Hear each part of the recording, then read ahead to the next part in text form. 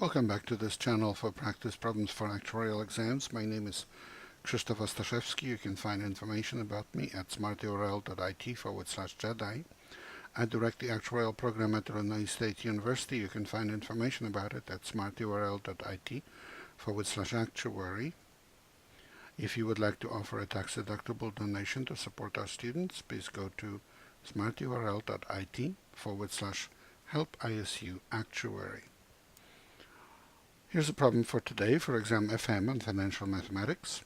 A continuously increasing annuity with a term of n years has payments payable at an annual rate t at time t. The force of interest is equal to 1 over n. Calculate the present value of this annuity, and you have 5 choices of the formula. Because n is not given, so you have to figure out in terms of n and how the answer turns out to be. And here's the solution.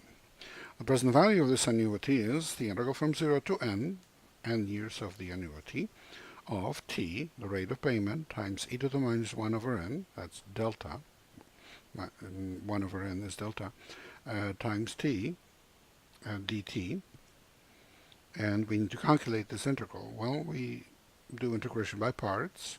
One function is t, its derivative is 1, so du is equal to dt. And since we differentiating t, we need to integrate e to the minus 1 over n t dt.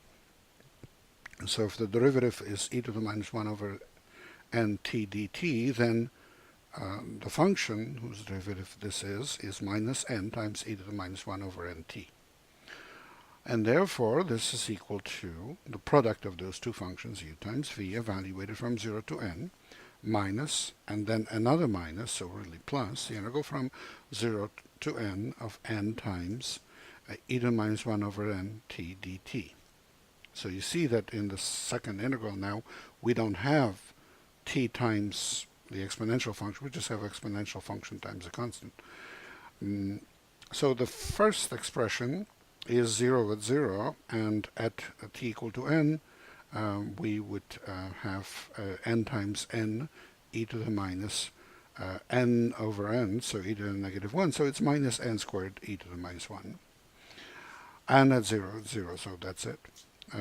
Plus the function whose derivative is n e to the minus 1 over nt, which is minus n squared times e to the minus 1 over nt, evaluated from t equal to 0 to t equal to n. And that becomes, well, the first term stays, n minus n squared e to the minus 1. And then at n, if we plug in t equal to n, we get minus n squared e to the minus 1.